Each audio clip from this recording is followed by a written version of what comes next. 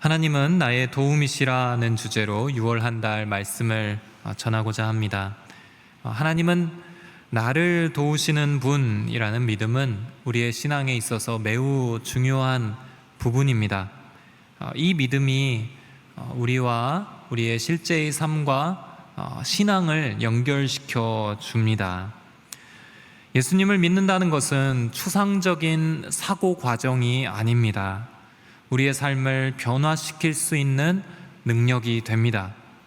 믿음을 통하여 하나님의 능력이 내 삶에 나타나게 되는데, 선하신 하나님께서 나와 함께 계시고 그분이 나를 도우시는 분이라는 것이 실제적으로 나타나게 됩니다. 우리가 어떤 문제가 있을 때 우리의 이 믿음이 이렇게 실제적으로 작용해야 합니다. 실제 삶에서 하나님의 도우심이 나타나야 합니다. 이번 한 달 나를 도우시는 하나님을 더욱 많이 경험하시고 여전히 도우시는 하나님을 새롭게 내 삶 가운데서 발견하시고 주님 도와주십시오 라는 기도가 능력이 있는 참 기도로 변화되기를 주의 이름으로 축원합니다. 오늘은 예수님께 도우심을 요청한 한 아버지를 살피고자 합니다. 이 장면은 성경에서 조금 특별한 위치에 있기 때문에 좀 더 관심을 갖고 살펴볼 필요가 있습니다. 일단 마태복음, 마가복음, 누가복음 세 복음서에서 다 나오는 이야기이고요. 시간적 배경은 조금 더 특별한 위치에 있습니다. 이 사건이 벌어지기 시작할 때 동시에 어떤 일이 있었냐면, 산 위에서 예수님이 베드로와 요한과 야고보를 데리고 함께 계시면서 영광스러운 모습으로 변화하셔서 하나님의 아들의 놀라운 그 광채를 보여주신 그 변화산 사건이 이 시간에 있었습니다. 하늘에서는 내 사랑하는 아들이다, 그의 말을 들으라 하는 음성이 들려왔고, 예수님이 누구이신가에 대한 정확하고 분명한 답을 제시해주는 그 놀라운 사건이 바로 이 시간에 있었습니다. 그렇게 산 위에서 하나님의 영광이 드러나지고 있을 때 산 아래에서는 어떤 일이 있었는가? 예수님이 너무도 절실한 어떤 문제가 나타나고 있었습니다. 바로 오늘 이 사건, 귀신 들린 아들을 데려오는 아버지와 그 문제를 해결하고자 애쓰는 제자들, 또 이에 대해 논쟁을 걸어오는 율법학자들의 무대가 펼쳐지고 있었습니다. 마태, 마가, 누가는 모두 이 장면을 예수님의 1차 순환예고와 2차 순환예고 사이에 있었던 사건으로 기록하고 있습니다. 즉, 인자가 많은 고난을 당하고 장로들과 대제사장들과 율법학자들에게 배척을 받아서 죽임을 당했다가 3일 만에 다시 살아날 것이다 라는 것을 예수님이 직접 말씀하신 3번의 기회가 있었는데요. 그것이 이제 순환예고라는 표현으로 있습니다.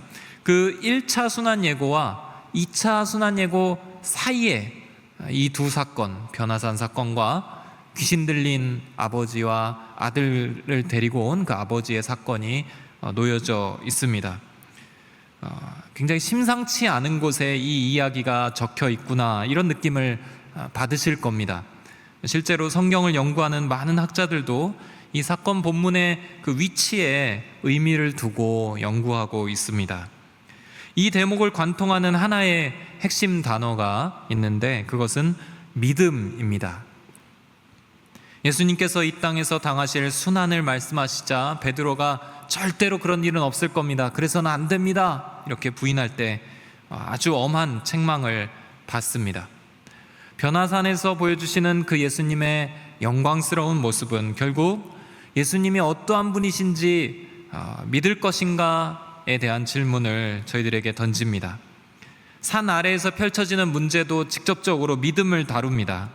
예수님은 19절에서처럼 이 믿음 없는 세대들아 이렇게 탄식하시며 말씀하시고, 이어지는 그 아버지와의 대화에서도 믿음에 대하여 이야기하십니다.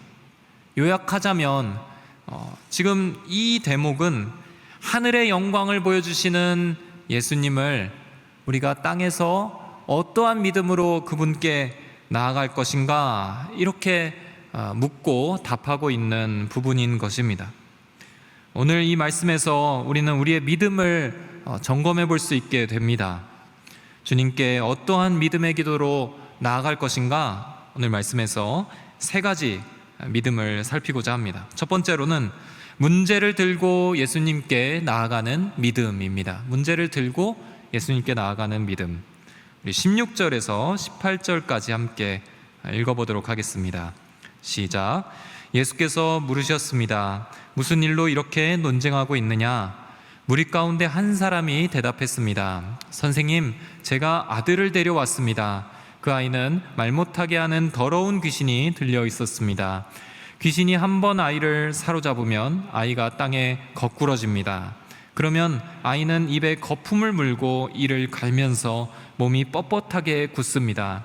그래서 선생님의 제자들에게 귀신을 쫓아내달라고 부탁했지만 쫓아내지 못했습니다. 한 아들을 둔 아버지가 등장합니다. 누가복음에서는 이 아들은 외아들이다 이렇게 나옵니다. 하나뿐인 아들이 어느 날부터 귀신에 들려 고통을 당하고 있습니다. 근데 그 고통이 심히 적지 않습니다. 말을 못하게 하고요, 주기적으로 아이를 사로잡는데 땅에 넘어뜨립니다. 아이는 입에 거품을 물고 이를 갈고 몸이 뻣뻣하게 굳습니다. 또 불 속에도 뛰어들어가게 하고 물에도 빠뜨려서 건져낸 적이 한두 번이 아니다. 굉장히 자세하게 이 어려움의 상황들을 적고 있습니다. 부모의 심정이 타들어가는 거죠. 매우 안타까운 그런 가정이 지금 등장하고 있습니다. 이 아버지가 예수님을 찾아옵니다. 예수님께 나아가기로 결정하고 예수님이 계신 곳을 물어서 찾아옵니다. 이 결정이 가장 중요한 치유와 회복에 있어 첫걸음이 됩니다. 우리도 마찬가지입니다. 예수님께 나가자, 내가 지금 있는 상황을 예수님께 들고 가자 하는 그 믿음이 우리를 회복의 길로 인도해 줍니다. 그런데 이 믿음의 발걸음은 마냥 순조롭지는 않습니다. 일단 가봤더니 예수님이 그 자리에 안 계신 거죠. 예수님은 산 위에 계시고 지금 산 아래에는 제자들밖에 없습니다. 여러분, 여기에서 포기하시면 안 됩니다.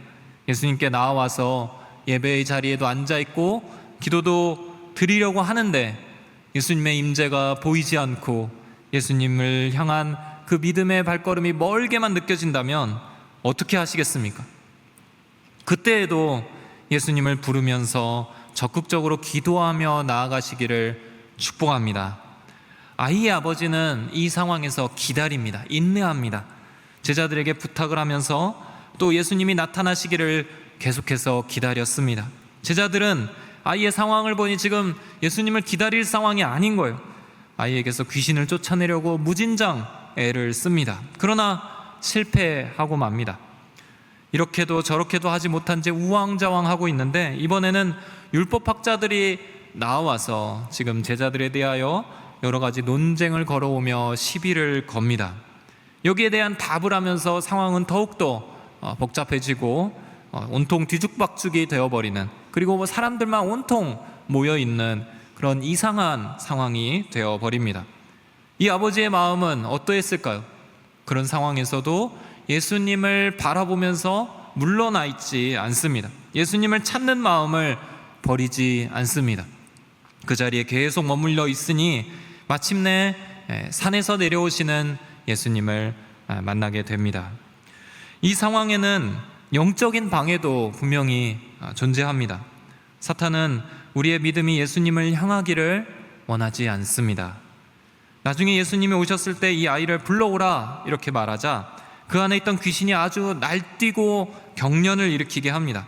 아이는 곧장 땅에 엎드려져 거품을 물고 뒹굴게 됩니다. 사탄도 예수님을 아는 거죠. 예수님의 권세로 결국 자신이 패배하고 물러나게 될 것을 잘 알고 있습니다. 그래서 더욱더 자꾸만 요동치고 자꾸만 우리를 방해하는 것입니다. 예배로 나아가려는 발걸음을 자꾸 막고 회방하는 것이 됩니다. 더욱더 두렵게 하고 주님께 나아가고자 하는 결단을 자꾸만 시험합니다. 그러나 사랑하는 성도 여러분, 여기에서 절대로 물러서지 않기를 주의 이름으로 축복합니다. 주님께 나아가고자 하는 그 마음에서 어떠한 방해와 어떠한 유혹이 있다 할지라도 절대로 물러나지 않기를 주의 이름으로 축복합니다. 예수님께 나아가는 게 맞나? 이런 의심을 오직 예수님께 생명과 구원과 참 회복이 있다는 온전한 믿음으로 바꾸시기를 바랍니다. 이 문제를 모든 능력의 근원 되시는 주님 앞에 갖고 나아가지 않고서는 절대로 회복될 수 없다. 이러한 분명하고 물러서지 않는 믿음을 갖기를 축복합니다. 여러분의 기도의 방향을 명확히 하시기를 바랍니다. 어떠한 어려움이 있어도, 어떠한 방해가 있어도 주님께 나아가는 믿음을 양보하지 않겠다고, 이 문제는 주님께 나아가 주님 앞에서 풀어야 될 문제라고 그렇게 선언하기를 바랍니다. 이 믿음이 성경에서 수많은 이들로 하여금 하늘의 회복을 경험하게 했습니다. 12의 혈루증의 여인, 중풍병자의 그 4명의 친구들, 병든 하인의 백부장, 맹인 바디메오 등 성경에 나타나는 수많은 자들이 예수님께 나아가고자 하는 그 발걸음이 아무리 방해가 된다고 해도 뚫고 나아가서 회복의 은혜를 얻었던 자들입니다. 여러분들의 기도 안에서 나는 이 문제를 누구에게 들고 갈 것인가? 어떠한 방해가 있어도 주님 앞에 들고 갈 용기가 있는가 질문해 보시고 담대히 주님 앞으로 나아가시기를 축복합니다. 둘째로 예수님의 긍휼을 바라보는 믿음입니다. 우리 21절과 22절 말씀 함께 읽도록 하겠습니다. 시작. 예수께서 아이의 아버지에게 물으셨습니다. 이 아이가 언제부터 이렇게 됐느냐? 그가 대답했습니다. 아주 어릴 때부터입니다. 귀신이 아이를 죽이려고 여러 번 불 속에 내던지고 물 속에도 빠뜨렸습니다. 그러나 선생님께서 어떻게든 하실 수 있다면 제발 우리를 불쌍히 여기시고 도와주십시오. 주님께 나오는 그 믿음 위에 우리가 더할 것이 있다면 그것은 주님의 긍휼을 바라보고 의지하는 믿음입니다. 예수님께 요청할 내용은 지금 단순합니다. 우리를 긍휼히 여겨주십시오. 기도의 문장은 굉장히 단순합니다. 우리를 긍휼히 여겨주십시오. 아이의 아버지는 다름이 아닌 예수님의 긍휼에 호소합니다. 예수님의 불쌍히 여기시는 그 마음, 이보다 우리가 더 확실하게 응답을 얻을 수 있는 근거는 없습니다. 예수님이 우리를 불쌍히 여기시기 때문에 우리는 문제 속에서 도우심과 회복을 받을 수 있습니다.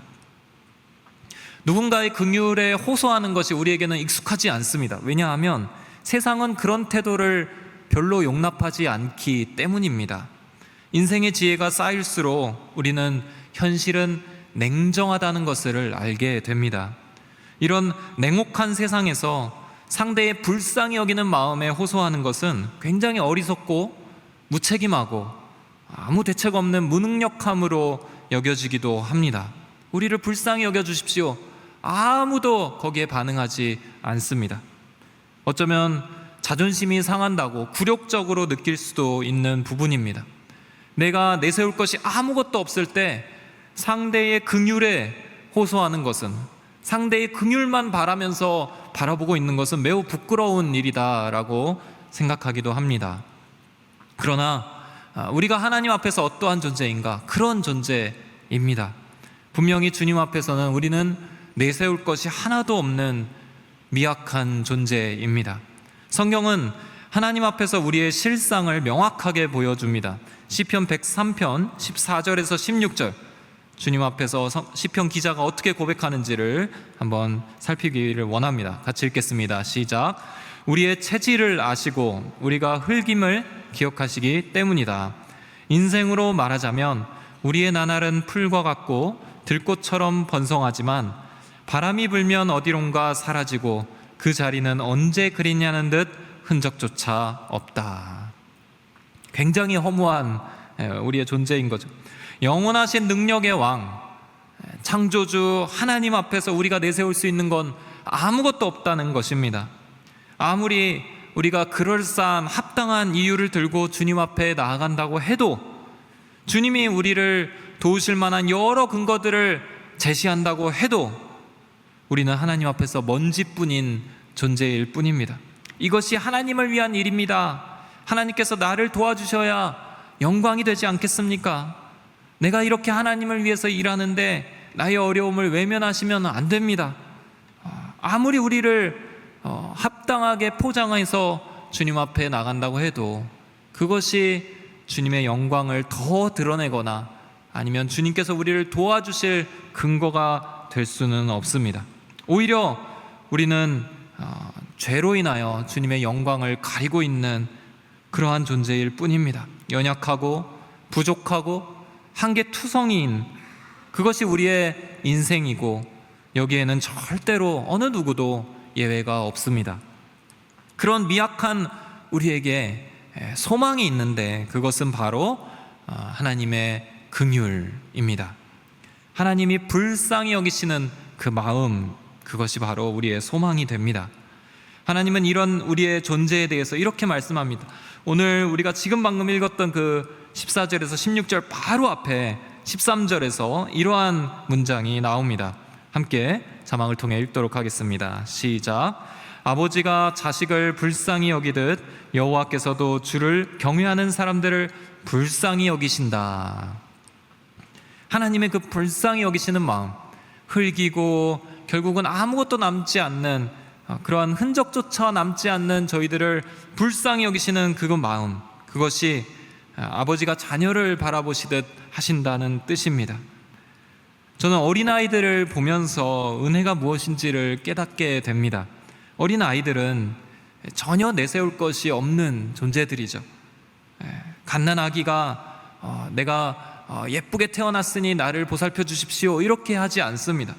전적인 보살핌을 구하며 그저 긍휼을 구하며 울고 있을 뿐입니다. 오로지 은혜를 받으며 자라게 됩니다. 자신이 내세울 만한 것이 없습니다. 그저 부모의 그 긍휼한 그 사랑에 의지하며 하루하루를 살아갑니다. 부모에게 그 마음이 있음을 믿고 또 오로지 그 긍휼에 의지하여 지금 나의 문제를 해결해 주기를 바라는 그 눈빛이 어린아이의 눈빛입니다. 하나님의 긍휼에 오롯이 의지하는 믿음을 하나님께서 원하고 계십니다. 하나님의 긍휼에 호소하는 기도, 하나님이 우리를 도와주시기를, 우리를 불쌍히 여기시기를 바라는 그 기도가 매우 큰 역사를 가져옵니다. 지금 이 아이의 아버지는 제발 우리를 불쌍히 여기시고 도와주십시오 라고 기도합니다. 너무도 절실하고 주님 앞에서 내세울 것은 하나도 없는 그 상황에서 긴 미사여구가 아니라 오로지 불쌍히 여겨달라는 기도 하나로 주님 앞에 나아가고 이 짧은 간구가 응답을 받게 됩니다. 사랑하는 성도 여러분, 여러분의 문제가 무엇이 있습니까? 주님 앞에 나왔는데 혹시 거기까지는 나왔는데 내 마음을 풀어놓지는 못하고 주저하게 만드는 어떠한 두려움이 있으십니까? 이 문제를 주님이 들어주실까? 나 같은 죄인이 어떻게 하나님 앞에 기도할까? 예전에 어떤 어르신이 믿고 난 지 얼마 안 돼서 이런 말씀을 하셨습니다. 내가 염치가 있지 어떻게 그 바쁘고 높으신 양반에게 이리 도와달라고 말을 한단 말이오. 우리 안에서도 그러한 주저함이 혹시 있지는 않으신지요? 한마디도 주님 앞에 꺼내지 못한 채 기도도 제대로 하지 못하고 기도의 자리에서 일어서신 적은 없으셨는지요? 이제는 주님의 보좌 앞에 담대히 들어가게 되기를, 그 긍휼에 호소하는 온전한 믿음이 있기를 주의 이름으로 축복합니다. 히브리서 4장 15절 16절 말씀 우리 함께 자막을 통해 읽도록 하겠습니다. 시작. 이는 우리에게 계신 대제사장은 우리의 연약함을 동정하지 못하시는 분이 아니며 또한 모든 면에서 우리와 동일하게 시험을 당하셨으나 죄가 없으신 분이기 때문입니다. 그러므로 자비하심을 얻고 필요할 때 도우시는 은혜를 얻기 위해 은혜의 보좌 앞으로 담대히 나아갑시다. 아멘. 이 말씀의 포인트는 세 가지입니다. 첫 번째, 우리를 긍휼히 여기시지 못하는 분이 아니라는 것입니다. 두 번째, 필요할 때마다 도우시는 은혜를 우리가 얼마든지 얻을 수 있다는 겁니다. 세 번째, 그 보좌에 이름이 있는데요, 그 보좌는 은혜의 보좌입니다. 심판의 보좌가 아니라 은혜의 보좌입니다. 어떤 문제라 할지라도 여러분이 주님 앞에 담대히 나아가지 못하게 할 이유가 되지 못합니다. 100% 하나님의 긍휼에 호소하고 있기 때문에 100% 주님의 응답을 받을 수 있습니다. 그분의 긍휼을 바라보는 여러분의 믿음을 점검하시고 하나님의 긍휼에 온전히 기대는 기도로 나아가시기를 주의 이름으로 축복합니다. 마지막으로 예수님의 도우심을 전적으로 붙잡는 믿음입니다. 22절에서 23절 함께 다시 한번 읽도록 하겠습니다. 시작. 귀신이 아이를 죽이려고 여러 번 불 속에 내던지고 물 속에도 빠뜨렸습니다. 그러나 선생님께서 어떻게든 하실 수 있다면 제발 우리를 불쌍히 여기시고 도와주십시오. 예수께서 말씀하셨습니다. 하실 수 있다면이 무슨 말이냐? 믿는 사람에게는 모든 일이 가능하다. 아멘. 지금 이 마가복음에 보여지는 그 예수님과 아버지의 대화에서는 매우 특징적인 부분이 나오고 있습니다. 아버지의 말에서 나오는 그 한 표현을 예수님이 문제 삼고 계시는 거죠. 선생님께서 어떻게든 하실 수 있다면 제발 우리를 불쌍히 여기시고 도와주십시오. 그렇게 기도했습니다. 별로 이상해 보이지 않는데 갑자기 예수님이 말을 막으시는 거예요. 하실 수 있다면이 무슨 말이냐? 믿는 사람에게는 모든 일이 가능하다라고 오히려 그 아버지를 꾸짖는 듯이 말씀하십니다. 이 급박한 상황에 지금 말꼬투리를 잡으시는가? 지금 아들이 지금 막 거품을 물고 바닥에 뒹굴고 있는 그 상황에서 언제나 누군가를 불쌍히 여기시고 치유하실 때는 그 어떤 이들보다 빠르셨던 그 주님이 오늘따라 야속하게 느리게 가고 있는 것이 느껴집니다.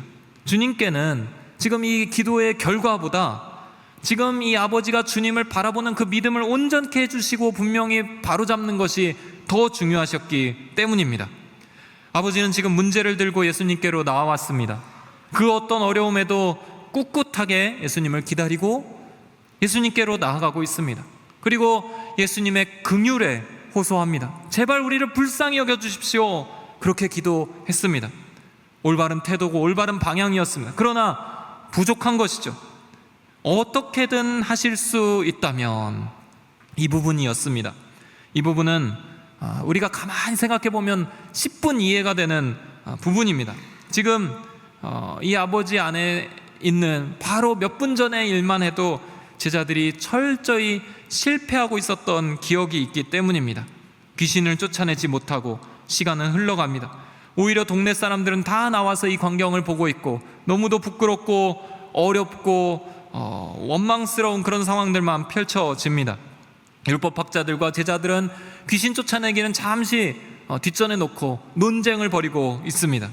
그러니 이 아들의 문제의 그 심각함과 지금 이 실패했던 이 경험들이 뒤섞여져서 이 아버지의 마음 안에 자기 방어적인 표현이 나타나고 있는 것입니다. 심지어 예수님 앞에서마저도 선생님이라도 어떻게든 하실 수 있다면 이렇게 말하고 있는 것이죠.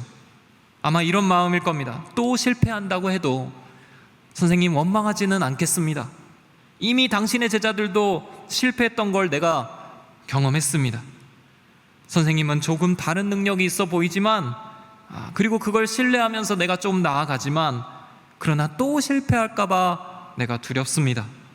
또 실패의 결과가 있다면 그것을 받아들이기는 너무 힘들 것 같아서 제가 주님께 다음 발걸음을 확 떼기는 쉽지 않습니다. 그래서 완전한 믿음으로 나아가기는 어려운데요. 그래도 어떻게든 해주시면 감사하겠습니다. 이런 거죠. 지금 이런 상태인 거죠. 그 마음을 주님께서 간파하신 겁니다. 두려워 떨며 마음을 온전히 주님께 내어 맡기지 못하고 내 이게 여지를 남겨놓고 주님을 바라보고 기도하는 그 아버지의 마음에 주님께서 확 들어가 문을 밀고 여시는 겁니다. 호통치면서 말씀하시는 거죠. 지금 그 말에 하실 수 있다면이 무슨 말이냐? 믿는 사람에게는 모든 일이 가능하다. 주님께서 정신이 번쩍 들게 말씀해 주고 계십니다. 그러자 이 아버지가 소리칩니다. 완전히 주님께 다 맡겨드리는 놀라운 고백을 하게 됩니다. 24절 말씀을 같이 함께 읽겠습니다. 시작. 그러자 곧 아이의 아버지가 소리쳤습니다. 내가 믿습니다. 믿음이 부족한 나를 도와주십시오. 내가 믿습니다. 믿음이 부족한 나를 도와주십시오. 저는 이 장면이 그렇게 울컥하고 눈물이 납니다. 커다란 이 아버지의 믿음의 도약이 느껴지면서 그렇고 또 아버지의 그 내면의 절규가 함께 들려오기 때문에 그렇습니다. 믿음의 도약을 떼면서 비명을 지르는 거죠. 비명을 지면서 완전히 주님 앞에 마음문을 다 열고 항복하는 것을 보게 됩니다. 지금 순간 아버지는 마지막까지 하나님 앞에서 지켜오던 자존심, 자기 방어, 두려움과 의심의 벽을 다 무너뜨리기로 결단합니다. 주님 앞에 나와 주님의 긍휼을 바라보는 자신은 이제는 완전한 믿음으로 주님께서 나오기를 기다리고 계시는 것입니다. 주님이 그것을 원하신다면 나는 지금 그것을 하겠노라고 결단하는 것입니다. 그러나 문제는 그것이 잘 되지 않는다는 거죠. 그래서 그의 표현은 이렇게 바뀝니다. 절규와 함께 소리를 지르면서 나의 믿음 없음을 제발 도와주십시오, 이렇게 간구하는 것입니다. 우리의 믿음이 온전해지기 위해서는 나의 한계를 인정하고 주님의 능력을 인정하는 것으로는 충분하지는 않습니다. 내 한계를 결국은 주님이 도와주셔서 해결해 주셔야 한다. 주님이 그것을 채워주실 수 있다는 믿음까지 나아가야 하는 것입니다. 손을 뻗어서 주님의 손을 꽉 움켜잡는 그런 믿음의 결단이 나타나고 있는 것입니다. 우리는 우리의 기도에서 여기까지 나아가게 되기를 주의 이름으로 축복합니다. 그렇지 않으면 주님의 보좌 앞에까지 나아갔는데 주저주저 하다가 돌아오는 경우가 너무도 많을 것입니다. 기도할 때 참 많은 경우 우리는 우리 자신이 선을 긋고 주님과 딜을 합니다. 주님, 여기는 내 영역입니다. 내가 상처받을까 봐 두렵습니다. 기도했는데 응답 못 받을까 봐 내가 두렵습니다. 주님께는 여기까지 양보할 수는 없습니다. 여기는 들어오시면 안 됩니다. 기도했는데도 또다시 실패한다면 내 마음은 그것을 도저히 감당할 수 없습니다. 그래서 이렇게 기도할게요. 여기까지는 내가 기도하지 못하겠습니다. 그저 하실 수 있다면 나머지 부탁드리겠습니다. 우리 안에 있는 그 많은 아픔의 경험들은 주님이 들어오셔서 역사하시고 말씀하시는 그 길을 가로막고 있습니다. 100% 믿음보다는 50%, 70%, 90% 약간의 여지를 남겨놓고 주님께 믿음을 드려야 마음이 좀 더 평안합니다. 그래야 내 마음이 덜 상처받을 것 같은 그런 두려움이 우리 안에 있습니다. 온전한 믿음을 드리며 주님께 나아가는 것을 추저주저하게 만듭니다. 분명한 믿음의 선포보다는 하실 수 있다면 이렇게 하며 말끝을 흐리고 단서를 달고 기도합니다.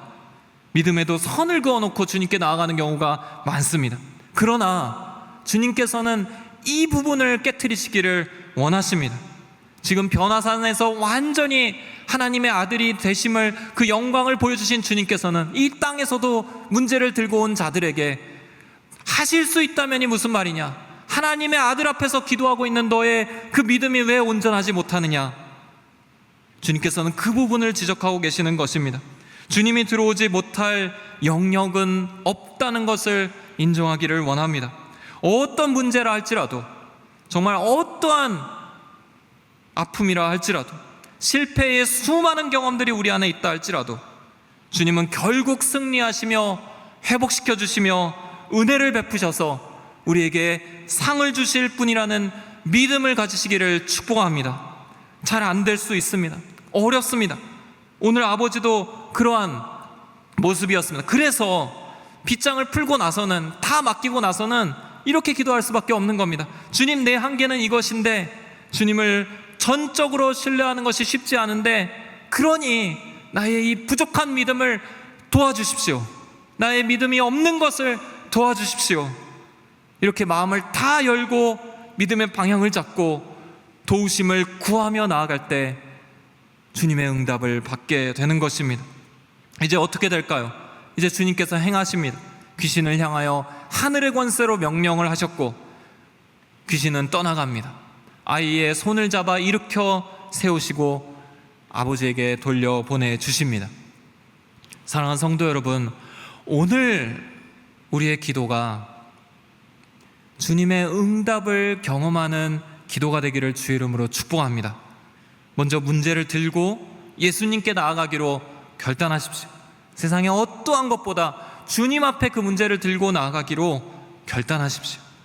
그리고 예수님의 긍휼하심을 의지하면서 오직 그 은혜 앞에 여러분들의 문제를 맡기십시오. 그리고 나와 하나님 앞에 가로막고 있는 모든 내 안에 방어기제나 의심이나 두려움의 벽을 다 헐어버리고 전적으로 예수님의 도우심을 붙잡으십시오. 주님이 누구이십니까? 여러분 한 분 한 분을 위해 하늘 보좌를 버리고 이 땅 가운데 오셔서 십자가를 지시고 죽으셨으며 3일 만에 부활하신 영원한 왕 예수 그리스도이십니다. 그분 앞에 온전한 믿음으로 나아가시고 우리의 연약한 한계마저도 도와달라고 진실하게 간구하시는, 그 안에서 응답을 받고 참 회복을 누리시는 저와 여러분들이 되시기를 주의 이름으로 축원합니다. 함께 기도하기를 원합니다.